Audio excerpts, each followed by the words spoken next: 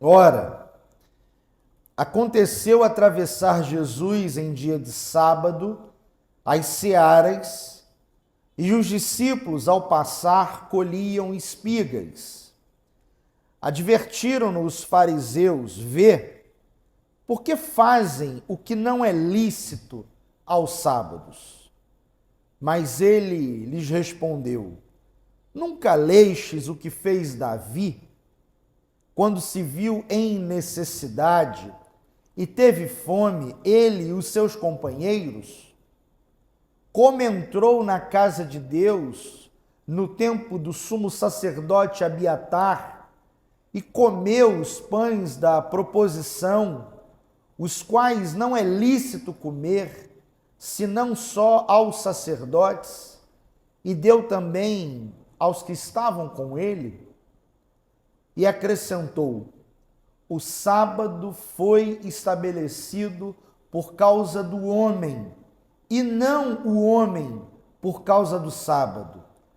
De sorte que o Filho do Homem é Senhor também do sábado.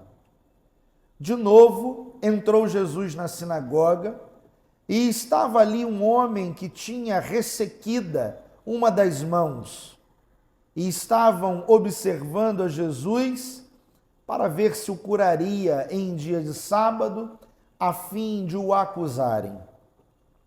E disse Jesus ao homem da mão ressequida: vem para o meio. Então lhes perguntou: é lícito nos sábados fazer o bem ou fazer o mal? Salvar a vida ou tirá-la? Mas eles ficaram em silêncio. Olhando-os ao redor, indignado e conduído com a dureza dos seus corações, disse ao homem: estende a tua mão. Estendeu-a, e a mão lhe foi restaurada. Retirando-se os fariseus, conspiravam logo com os herodianos contra ele e como lhe tirariam a vida. Podei-vos assentar, irmãs e irmãos.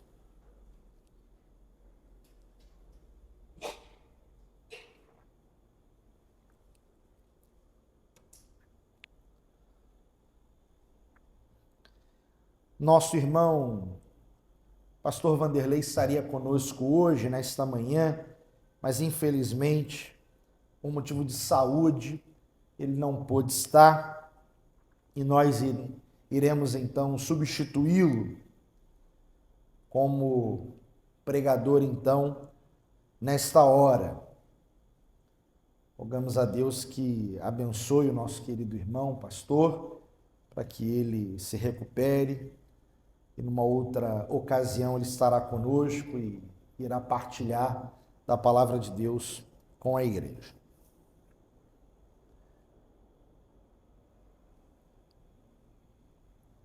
Os religiosos do tempo de Jesus,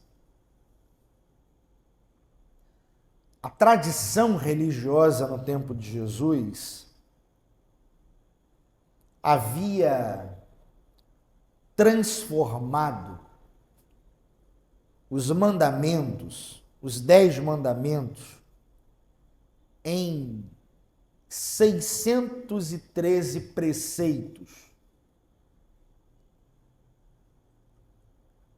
E as lideranças religiosas no tempo de Jesus passavam a maior parte do tempo vigiando a vida das pessoas. A tradição religiosa servia a essas lideranças como uma espécie de código penal. E os fariseus, eles passavam a maior parte do tempo tomando conta da vida das pessoas. Parece que eles gostavam dessa ideia de não apenas tomarem conta da vida das pessoas, mas mais do que isso, gostavam da ideia de apresentarem acusações para as pessoas e sobre as pessoas. A lei havia sido deturpada. Na perspectiva de uma interpretação da lei, a lei havia sido alterada. Sobretudo quando nós pensamos o espírito da lei. O espírito da lei. Porque a lei tem um espírito. A lei, quando a gente estuda lá o direito, a norma positivada, ou seja, quando uma norma ela vira uma lei propriamente, ela possui um espírito. Isso tem a ver com a dimensão daquela sociedade, com o espírito que está por trás, naquela construção específica, temporal, de uma determinada sociedade. A lei tem um espírito. Quando a gente pensa, por exemplo, a lei Maria da Penha, que é uma lei recente, relativamente recente. Lá no passado, muito lá no passado, as mulheres apanhavam dos seus respectivos maridos e ninguém questionava isso. Ninguém questionava isso. Os homens tinham, entre aspas, o direito de bater nas suas respectivas esposas. Entre aspas. Era tido como algo aceitável.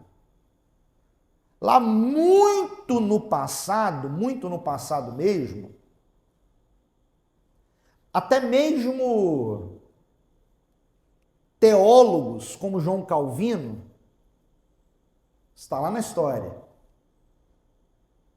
aceitavam que um homem agredisse uma mulher para corrigi-la. Isso era aceitável.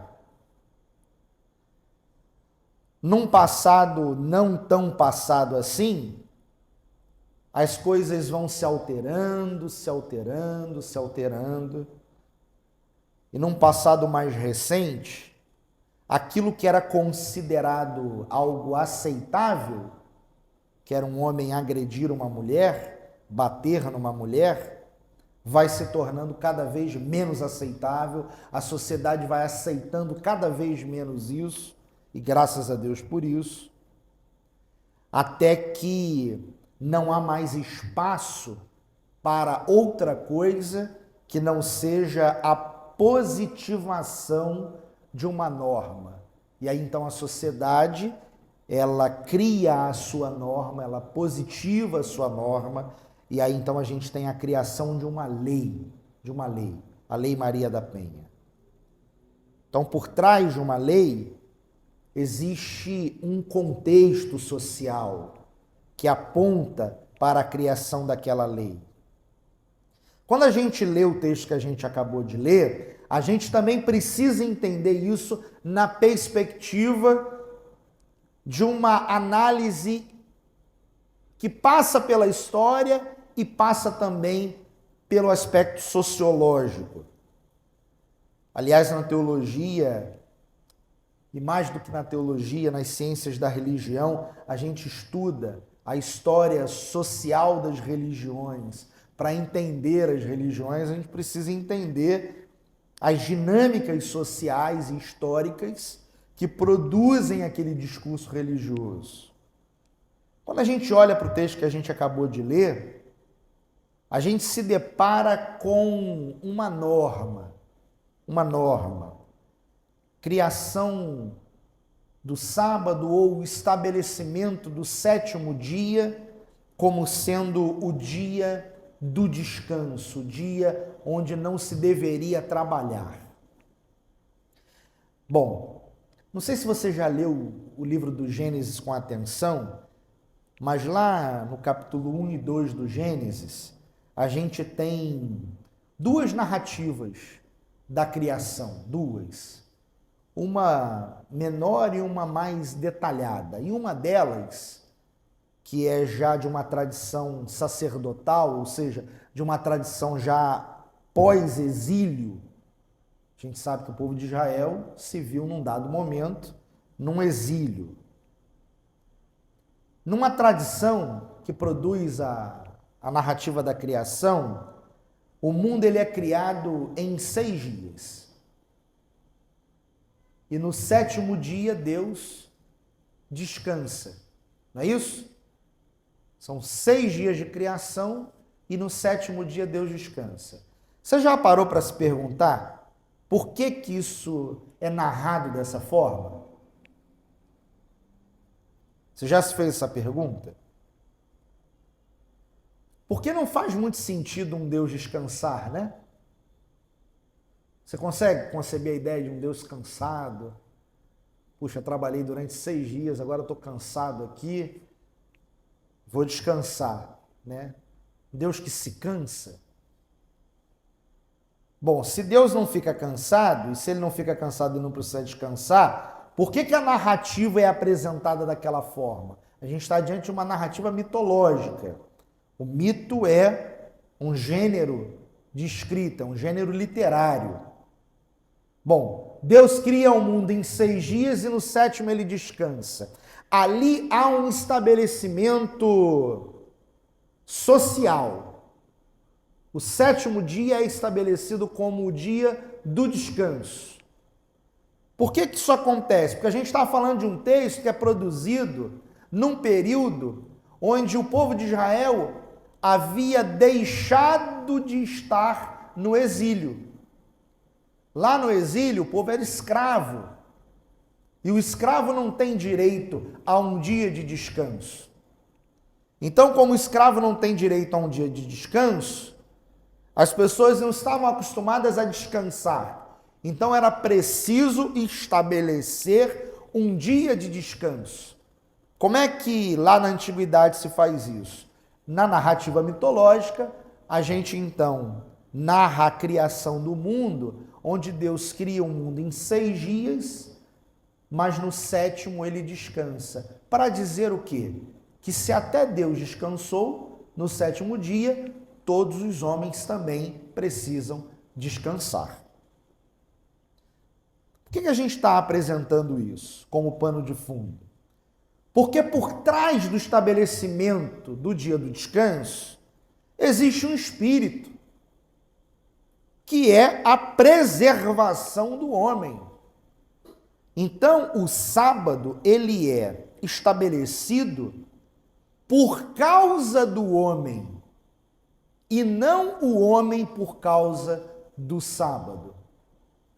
É para preservar a saúde do homem que o sábado é estabelecido. Esse é o sentido, lá do verso 27. O sábado foi estabelecido por causa do homem, e não o homem por causa do sábado. Entretanto, a tradição religiosa deturpa tudo isso. Embora o espírito seja a preservação do homem e o bem-estar do homem, a tradição religiosa deturpa tudo isso e transforma algo que era para o homem em algo contra o homem, em algo que era bom para o ser humano, em algo contra o ser humano, algo que é ruim para o ser humano. É isso que a tradição religiosa fez. E ao invés dessas lideranças religiosas pensarem no bem do homem, eles agora usam o texto para supervisionarem a vida das pessoas e, para mais do que isso, apresentarem acusações contra as pessoas. O texto lá a partir do verso 23, você pode acompanhar comigo, diz que Jesus então está ali num sábado com os seus discípulos, e os seus discípulos eles colhem então as espigas. Estão com fome, querem se alimentar, e aí então eles colhem as espigas. As pessoas estão com fome. Elas colhem as espigas porque elas estão com fome. Elas precisam e desejam se alimentar. O alimento está ali diante dos olhos delas.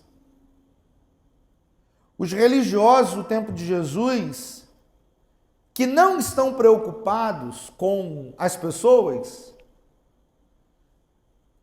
que não estão preocupados com a fome das pessoas, com a necessidade das pessoas, eles logo apresentam uma acusação.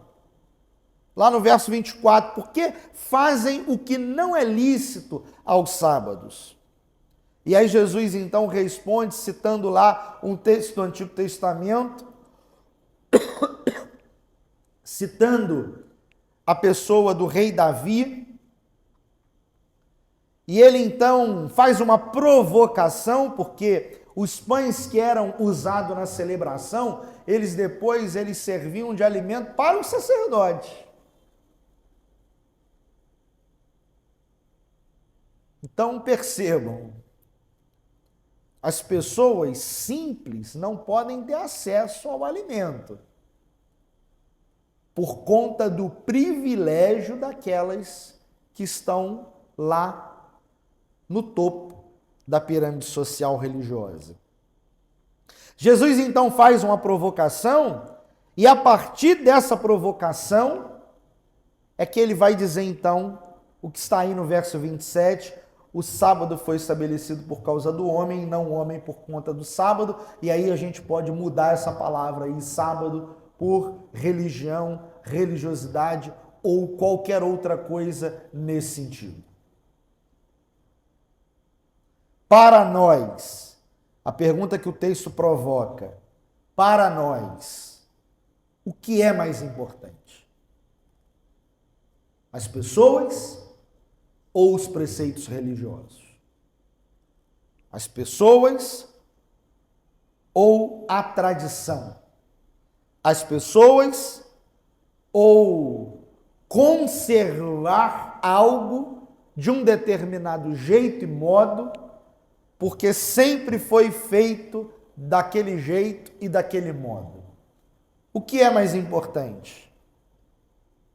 As pessoas ou o nosso conforto? Porque, por vezes, nós nos encontramos nessa zona de conforto. Pensar fora da caixa, refletir, dá trabalho, nos tira desse lugar de conforto. Rever os nossos pensamentos, revisar as nossas formas e maneiras de fazer alguma coisa, dá trabalho, nos tira desse lugar de conforto. Repensar a nossa teologia, a nossa espiritualidade, dá trabalho, nos tira desse lugar de conforto. Mas o texto nos provoca. Faz sentido nós nutrirmos algum tipo de espiritualidade, de religiosidade, alimentarmos alguma tradição religiosa que faça mal aos seres humanos, ao invés de fazer bem? O que é mais importante? A manutenção de uma tradição religiosa ou fazer bem a um ser humano? Fazer bem às pessoas. O texto prossegue. Lá no verso 1 do capítulo 3, Jesus então agora entra de novo numa sinagoga e tem ali um homem com uma mão ressequida, ou seja, o sujeito tem uma mão encurtada, tem um defeito, né? Ele tem ali uma deficiência. Jesus então agora é mais explícito, ele vai pegar esse homem e vai colocar ele no meio. É interessante, verso 3 né, nos diz algo bem importante. Lá no verso 2, o texto diz: estavam observando a Jesus. Olha a posição aí dos fariseus, dos religiosos. Eles estão ali olhando para Jesus, né, esperando Jesus fazer alguma coisa, porque eles estão interessados não em abençoar alguém, mas eles estão interessados em condenar Jesus. Então eles estão ali presentes na sinagoga, né? São pessoas que vão para a sinagoga, né? Hoje a gente iria para a igreja, né? Mas eles vão para a sinagoga como a gente hoje vai para a igreja, e a intenção do sujeito ao ir para a sinagoga é tomar conta da vida dos outros, né? Uma religiosidade doentia. Eu tomo conta da sua vida, você toma conta da minha vida. Isso não vai dar certo nunca. Isso nunca será algo proveniente de Deus. Mas é assim que eles estão ali, né? Prontos para condenar Jesus. Jesus, diferente deles, vai enxergar aquele homem com o braço, né, deficiente, bem diferente, né? Eles estão ali com um olhar de condenação. Jesus está com outro olhar. Jesus então enxerga aquele homem que não foi enxergado pelos religiosos e ele vai dizer: vem para o meio. Vem para o meio. Jesus traz aquele homem para o centro. Para o centro. Coloca ele no centro. No centro da atenção. E faz uma pergunta: é lícito no sábado fazer o bem ou fazer o mal? Salvar a vida ou tirá-la? E eles ficam em silêncio. E a pergunta de Jesus aqui, ela é muito sutil. Às vezes a gente lê e não percebe, né, a ironia presente aqui na fala de Jesus. Porque ele diz: é lícito no sábado fazer o bem ou fazer o mal? Talvez, numa resposta rápida, alguém dissesse assim: nem uma coisa nem outra. Nem uma coisa nem outra. Não precisa fazer nada. Afinal de contas é sábado. Eu não preciso fazer absolutamente nada. Só que na pergunta de Jesus, e por isso eu disse é sutil, na pergunta de Jesus está implícita a ideia de que não fazer, quando é possível fazer, é fazer mal. Jesus está dizendo: é lícito no sábado fazer o bem ou fazer o mal? Porque quando a gente tem condições de fazer alguma coisa e a gente não faz, a gente não se posiciona a favor do bem, a gente está se posicionando a favor do mal. Quando eu e você temos condições de abençoar alguém, e se a gente tem essa condição é porque Deus nos deu. Quando Deus nos dá a condição de abençoar alguém ou outras pessoas, e a gente, por conta de uma tradição religiosa, por conta de uma espiritualidade doentia, por conta de uma religiosidade alienante, a gente não faz o que deveria ser feito, a gente está fazendo mal. Porque, como eu já disse aqui em outros momentos, só existe uma única forma de fazer algo a Deus. Só existe um único jeito de nós fazermos algo a Deus, expressarmos o nosso amor a Deus. É amando as pessoas. É fazendo as pessoas. É abençoando as pessoas. Porque as pessoas, quando são alvo, ou elas são, né, os alvos do nosso amor, da nossa ação, da nossa compaixão, nós estamos fazendo a Deus. Fazendo as pessoas fazemos a Deus. Eles parecem ter entendido a proposta de Jesus. Só que eles ficam em silêncio. Percebam, entender aquilo que Jesus propõe não é suficiente. Não é suficiente. É preciso que haja conversão. É preciso que nós tenhamos a nossa vida transformada ao ponto de fazermos aquilo que Deus espera de nós. Lembram da história da conversa, do diálogo de Jesus com o jovem rico? Jesus conversa com o jovem rico e o diálogo acontece, eles vão avançando no diálogo e aí no final o jovem diz: mas eu tenho feito tudo isso, Senhor, tudo isso. E aí Jesus diz assim: então tá bom, então agora pega tudo que você tem, vende, dá aos pobres, partilha, distribui e me segue. O jovem entendeu o que era para fazer. O jovem entendeu o que era para ser feito. Só que o texto diz que ele se vira e vai embora. Não houve falta de entendimento.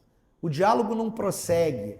Ele não faz perguntas. Ele não pede para Jesus explicar para ele a razão disso.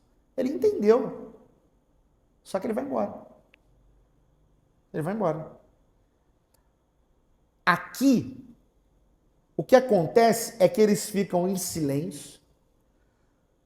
Só que essa gente é tão ruim e tão perversa e tão cruel que Jesus vai além de colocar o homem no centro, ele faz aquilo que os homens não são capazes de fazer, ele faz com que esse homem seja curado. Lá no verso 5 o texto vai dizer que Jesus manda ele estender a mão, ele estende e a mão é restaurada. E aí, não apenas esses homens religiosos que amavam a tradição, não apenas eles se viram e vão embora, como fez o jovem rico, mas agora eles se retiram com maldade no coração, eles vão procurar lá os herodianos, porque eles começam a tramar a morte de Jesus. Eles querem matar Jesus. Gente perversa, cruel, podre, religiosa, não que todos os religiosos sejam assim, mas aqui, né, há uma associação clara entre o ser religioso e essa podridão, essa perversidade e essa crueldade. E aí a gente fica se perguntando como pode algo que era tão bom se transformar em algo tão ruim? Porque o estabelecimento do sábado como o dia do descanso, o dia do não trabalho, visava a preservação do homem, visava fazer bem ao homem, visava o bem-estar do homem. Como pode algo tão bom se transformar em algo tão ruim? Talvez se a gente começar a pensar na nossa vida e na nossa história, e na vida e na história da nossa religiosidade, da nossa igreja, do nosso cristianismo, a gente também descubra um monte de outras coisas que lá na origem, quando foram pensadas, eram muito boas, mas que com o passar do tempo se transformaram em algo muito ruim. Que a gente sempre tenha, né, a nossa mente alerta para essas questões. Que a gente sempre tenha a capacidade de olhar para a nossa tradição ou para as nossas tradições religiosas, revisar essas tradições, repensar essas tradições, sempre buscando atualizá-las para que o bem do ser humano seja o nosso alvo e não a manutenção da tradição. Que isso seja uma realidade na nossa vida enquanto indivíduos, que a gente busque isso, mas que isso seja uma realidade também na nossa vida comunitária enquanto igreja. Que assim o nosso Deus nos ajude, que assim o nosso Deus nos abençoe. Amém.